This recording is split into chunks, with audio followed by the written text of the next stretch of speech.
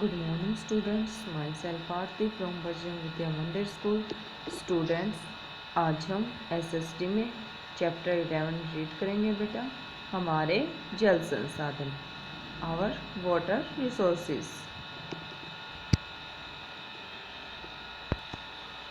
देखो बेटा, सभी सजीवों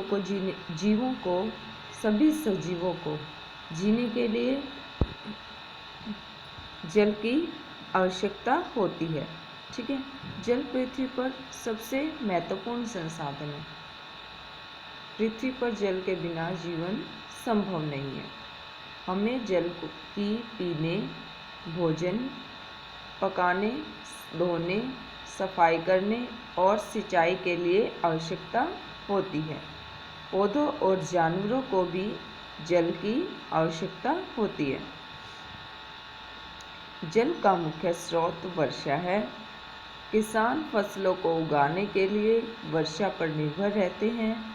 कभी कभी हमारे देश के कुछ भागों में पर्याप्त वर्षा नहीं होती और कुछ भागों में तो वर्षा बिल्कुल ही नहीं होती। इस समस्या से निपटने के लिए वे सिंचाई करते हैं। हमारी सरकार वर्षा के जल पर हमारी निर्भरता की समस्या को कम करने का प्रयास कर रही है। सिंचाई का अर्थ है फसलों में जल की पूर्ति करना।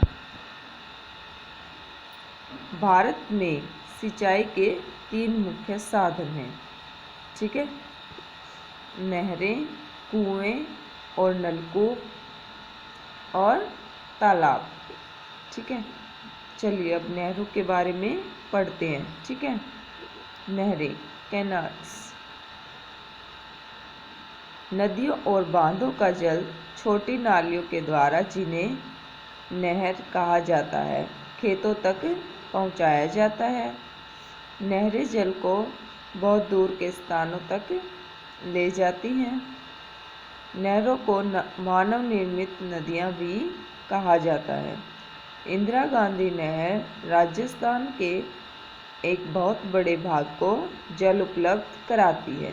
ठीक है, हमारे देश की मुख्य नहरें हैं सरहिंद नहर, बकिंघम नहर, आगरा नहर और इंदिरा गांधी नहर। ये इंदिरा गांधी नहर दिखाई गई है बेटा। ठीक है, देखो बेटा, कुएं और नलकूप, वेल्स एंड ट्यूबवेल्स। जिन क्षेत्रों में भूमिगत जल आसानी से पाया जाता है वहाँ कुएं खोदे जाते हैं। ठीक है, भूमिगत जल पहुँचने के लिए भूमि में गहराई तक खोदा गया गड्ढा कुआं कहलाता है। ठीक है, कुएं का जल घरेलू आवश्यकताओं और कृषि के लिए प्रयोग किया जाता है। कभी कभी भूमिगत जल बहुत गहरा होता है, तब भूमि में ड्रिलिंग मशीन के द्वारा एक गहरा गड्ढा खोद दिया जाता है। इन गड्ढों में नल, लोहे या प्लास्टिक की पाइप डाली जाती है। जल एक विद्युतीय पंप के द्वारा ऊपर लाया जाता है। ठीक है, ये नलकूप है। ये कुएं नलकूप कहलाते हैं। ये हरियाणा, पंजाब और उत्तर प्रदेश में सामान्यतः पाए जाते हैं। नेक्स्ट, तालाब, टैंक। दक्षिणी पठारों में भूमि को खोदना बहुत कठिन है क्योंकि वहाँ की भूमि असमतल और पथरीली है। वर्षा का जल प्राकृतिक गड्ढों में जमा हो जाता है। तालाब सामान्यतः तमिलनाडु, कर्नाटक और आंध्र प्रदेश में प्रयोग किए जाते हैं। कहाँ तालाब प्रयोग किए जाते हैं? तमिलनाडु में, कर्नाटक में और आंध्र प्रदेश में। नेक्स्ट, बांध, डैम्स। बांध नदी पर जल के प्रवाह को रोकने के लिए बनाया जाता है। बांध के पीछे एक बड़ी झील का निर्माण किया जाता है। ठीक है, यहाँ विभिन्न नालियाँ होती हैं जो नदी के प्रवाह को नियंत्रित करती हैं। जल आपूर्ति करने के लिए जलाशय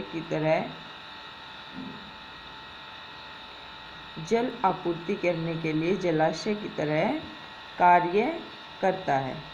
ठीक है।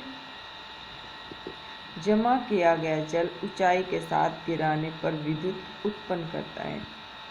इस प्रकार की विद्युत को जल विद्युत कहते हैं।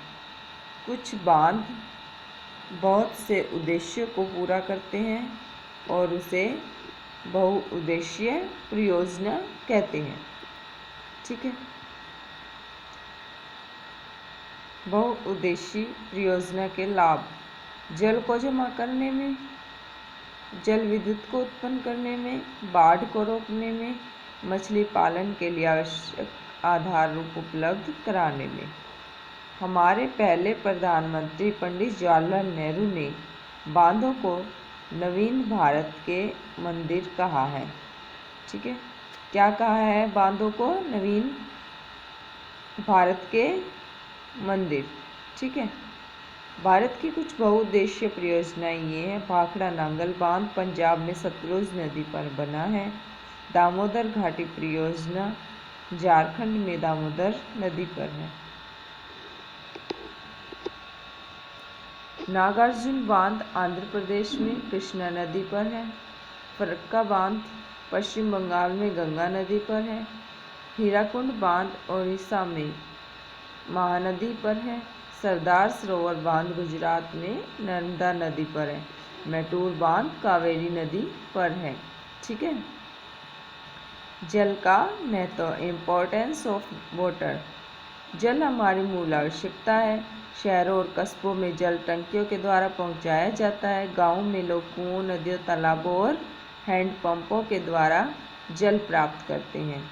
समुद्र का जल नमकीन होने के कारण पीने और सिंचाई के लिए प्रयोग नहीं किया जाता। हमें पीने और भोजन पकाने के लिए साफ और शुद्ध जल प्रयोग करना चाहिए। यदि जल शुद्ध नहीं है तो इसे पीने से पहले उबाल लेना चाहिए। जल बहुमूल्य है, हमें इसे व्यर्थ नहीं करना चाहिए। ठीक है बेटा, ये हमारा चैप्टर कंप्लीट हो चुका है। ये आपको केयरफुली रीड करना है। Okay, thank you. बेटा आपको इसके डिफ़िकल्ट वर्ड भी राइट डाउन करने अपनी फेयर नोटबुक में। ओके।